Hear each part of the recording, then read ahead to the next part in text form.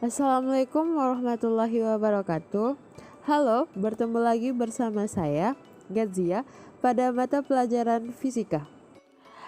Pada saat ini, smartphone merupakan salah satu alat komunikasi yang digunakan oleh semua kalangan.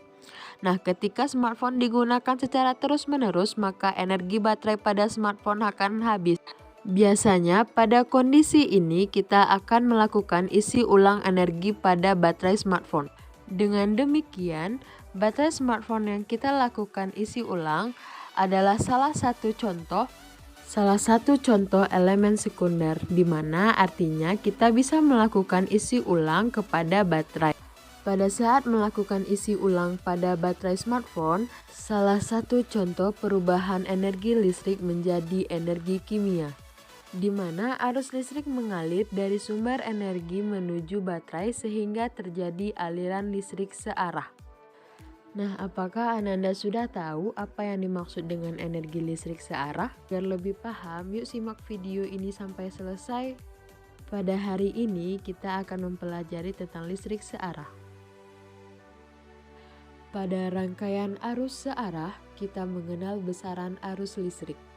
Arus listrik disebut juga arus konvensional, yaitu aliran muatan positif yang mengalir dari potensial tinggi ke potensial rendah. Satu arah disebut arus searah atau direct current, disingkat dengan DC. Jadi rangkaian arus searah berhubungan dengan muatan listrik yang bergerak dalam penghantar yang disebabkan adanya beda potensial.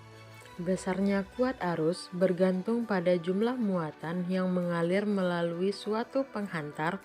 Tiap satuan waktu ditulis dalam persamaan I sama dengan Q per T sama dengan N kali E per T, di mana I adalah kuat arus listrik dengan satuan ampere, Q adalah muatan listrik dalam satuan kolom, T adalah waktu dalam satuan sekon, N adalah jumlah elektron, E adalah muatan elektron dengan konstanta 1,6 dikali 10 pangkat min 19 kolom. Berikut adalah catatan tentang arus listrik dan kuat arus listrik. Selain menggunakan rumus kuat arus dan tegangan listrik, juga dapat kita tentukan dengan alat ukur listrik. Untuk mengukur kuat arus, kita menggunakan ampermeter, dan untuk mengukur tegangan listrik, kita menggunakan voltmeter.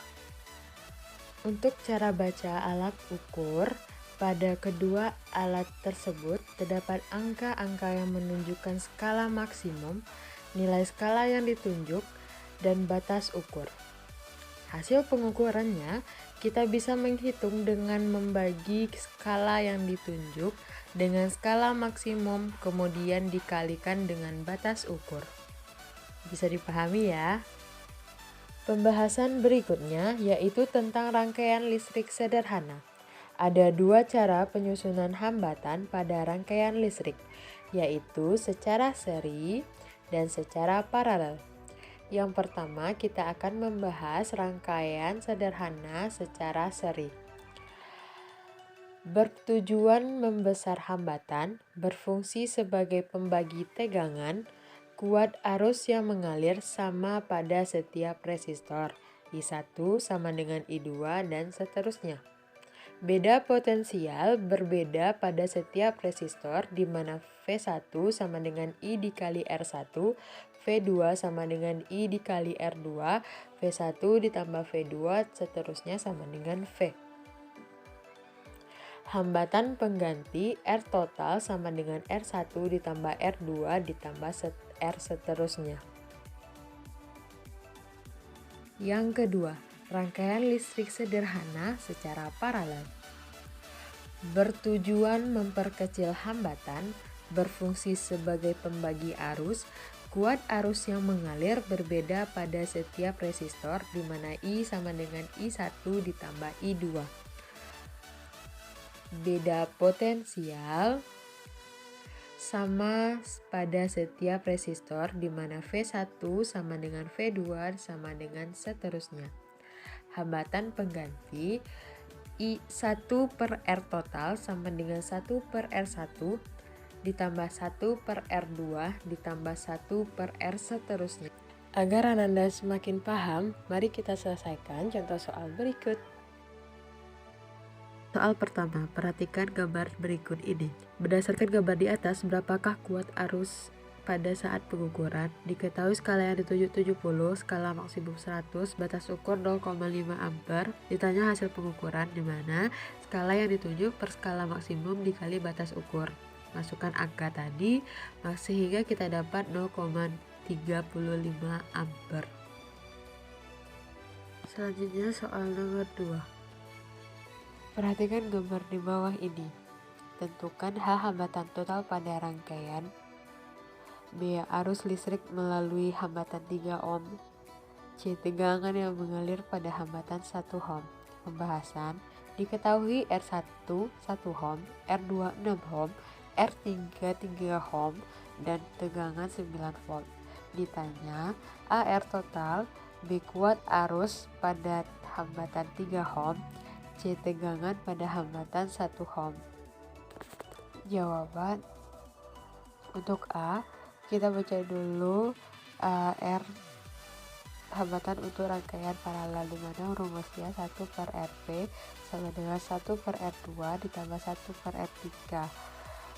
Ini kita yang paralel kita serikat terlebih dahulu, lalu baru kita cari R totalnya, di mana R1 ditambah R paralel sehingga dapatlah 3 ohm. Untuk yang B, kita cari kuat arus total, di mana V sama dengan R total. Masukkan angka tadi sehingga dapatlah 3 ampere. Untuk yang C, kita cari tegangan yang mengalir pada hambatan 1 ohm, berarti pada R-nya 1, di mana V1 sama dengan kuat arus pertama dikali hambatan pertama. Masukkan angkanya sehingga dapatlah kita tegangannya 3 volt. Baiklah, sampai di sini dulu pertemuan kita pada kali ini. Terima kasih atas Ananda semua yang telah memperhatikan video pembelajaran kali ini. Jumpa lagi di pertemuan berikutnya. See you next time and bye-bye. Assalamualaikum warahmatullahi wabarakatuh.